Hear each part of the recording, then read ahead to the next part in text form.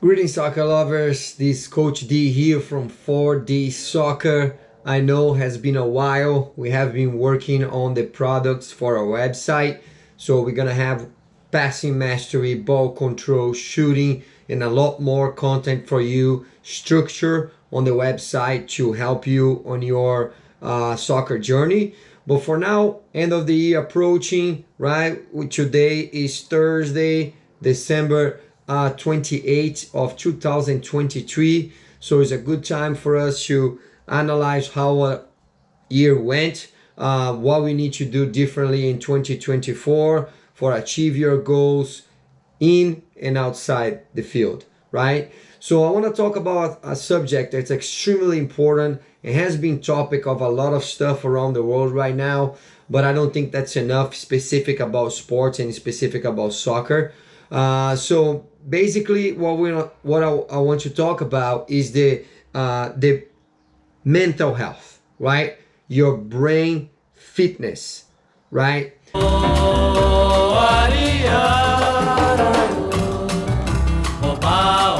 So, have you done any drills or training for your brain today?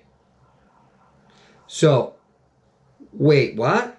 Like, let's talk about a little bit of mental health, fitness, and exercise for your brain, right? So we have a lot of saturation of drills for passing, receiving, control, shooting, crossing, 1v1s, 2v2s, 3v3s, tactical analysis, technical analysis, and all this information that's out there in the internet everywhere you go. However, are you training your brain? Okay, and then you might be asking yourself, like, how am I gonna train my brain, right? If you wanna train your legs, you go to the gym and work out some leg fitness work, right? If you wanna work in your cardio and your physical, you go and do some running drills, footwork to increase your speed and all of that. You wanna work your tactical, you watch videos about some specific positions that you play. If you play as a right back, you're gonna try to understand more what the right back does. If you center back, if you center forward, you're gonna understand what is the technical abilities, what's the positions that you wanna work from improve your tactical skills, right? How about your brain, right? So according to research, regular soccer players makes over 1,500, so 1,500 decisions in a 90-minute game, okay? Yeah, some of you maybe play 7v7, you play 30 minutes halves, or 9v9, 35, it doesn't matter. In average, you make over 1,000 decisions per game, right? And studying with Neuroscience, with Dr. Joe Dispenza, Bruce Lipton, and other references in the industry, and one of them that I follow a lot is Jim Madrid. I did recently work with Jim Madrid in the club that I work as a technical director, and Jim Madrid talk a lot about thinking, correct thinking, positive thinking, reading, control your emotions, control yourself, control your mind to control your body, right? I'm a big fan of Jim Madrid. Jim Madrid, really appreciate your work. So I realized that we play soccer with your brains, right? Xavi said that as well. The midfielder from Barcelona, multi-champion, world champion with Spain. Now he's a coach from Barcelona. He said that play soccer with your brain, right? And the legs and other parts of your body receive the message from your brain that decides what you do. So basically the process is you visualize what's going on in the pitch in that moment.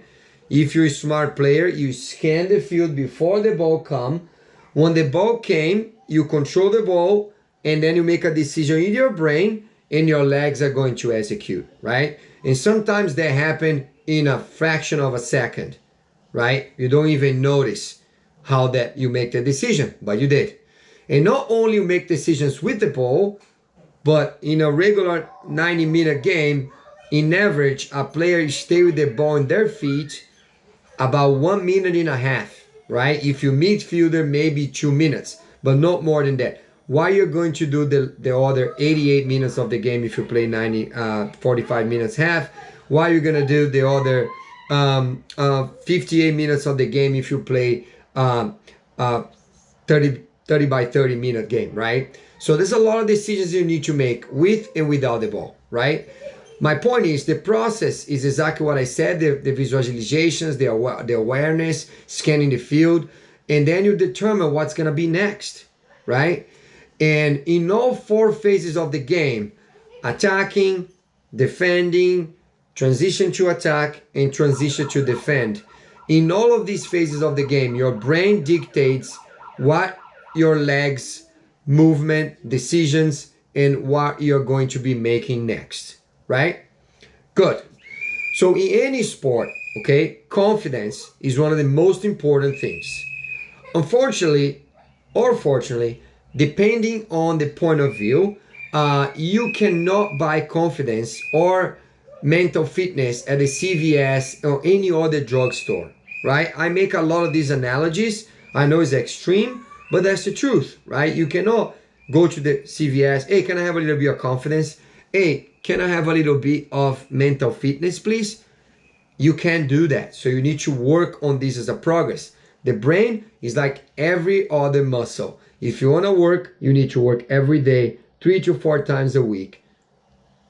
In the gym, if you want to get your arm strong, you're going to have to do exercise for your arm in the gym.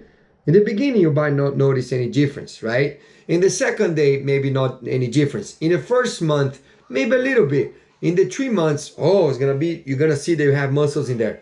Your brain is no different, okay? It's just more complex with circuits and connections, and it's very complex muscle, but it's still a muscle, okay? So nowadays, guys, research has shown that high levels of depression, anxiety, and other mental health issues in youth age players. Right? And I can tell that by my personal experience. I have been coaching for the last 6 or 7 years here in Southern California. And I deal with players with anxiety, insomnia, anger management, okay, attention disorder, and several other things in different age groups. 8, 9, 10, 11, 12, 13 years old. Some of them mixed with all of those. By personal experience, I deal with players and I work with parents in order to control anxiety, insomnia, and all these type of things for a kid, right? I know that's extreme, that's crazy, but that's the reality of the planet that we live nowadays. So how can you protect yourselves?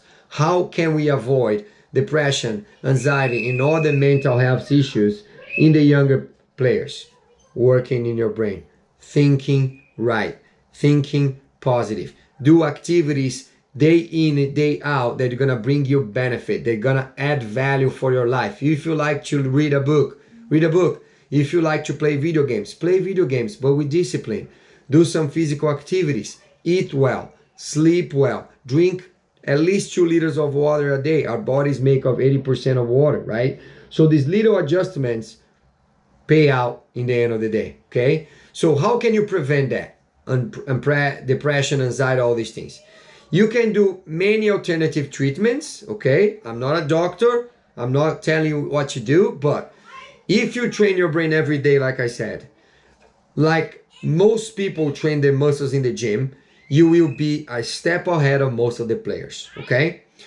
There's other research that say that if you're working something 20 minutes a day, okay, 20 minutes a day, if you're working something specifically, you're already ahead of a lot of people in the whatever it is. If you want to improve your music, if you're a musician, you play an instrument.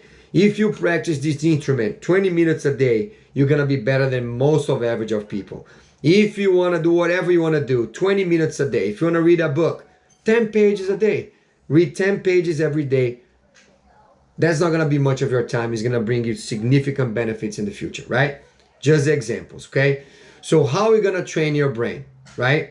There's a lot of alternative treatments out there, but some players are natural leaders, right? And they have a lot of confidence, talking about confidence. Others are shy, right? And struggle with confidence. That's okay. We work on this, right? Every player is a different human being with a different personalities and developing time frames. And another challenge we have nowadays with the social media generation and all of that is the comparison. Everybody is comparing each other all the time, right? You open Instagram, any place, oh, Ronaldo or Messi, who plays more? Neymar or this, who plays more? Oh, this or that, who plays more? You need to pick one for your team, these or those. It's a natural habit for people compare each other nowadays all the time. And in football is not different, in school is not different. All the environments that we live, people are comparing each other all the time. Okay? This comparison, most of the times, are not so great because of exactly what I said. People are different. You have different time frames. You have different development skills. You have different development time. So everyone is different. So that's another challenge that we have nowadays with the social media, okay? Everything is comparing to another. And overall, this is not healthy. This is not healthy. That's the truth. We can't have healthy competition on the teams with players who want to beat each other in numbers, for example, like Cristiano Ronaldo and Messi. They are 15 years on the top of performance because they want to beat each other. This is healthy. As long as it doesn't affect all the areas of your life, that's motivation for you, great.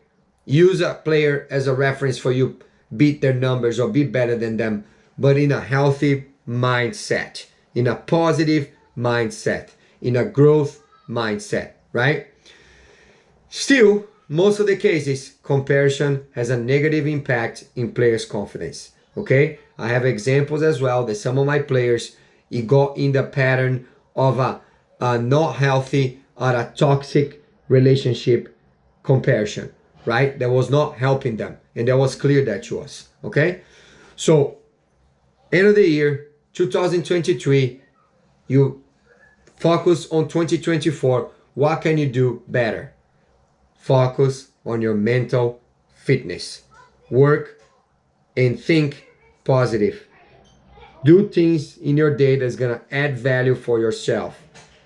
Scratch off and eliminate things that are not positive for you, they're not healthy for you, they're toxic, that doesn't bring good feelings and emotions, because everything is connected, right?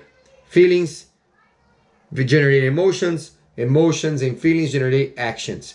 For you make better decisions, have more confidence, be successful in the field and off the field, mental health is important. Focus on your mental, focus on yourself.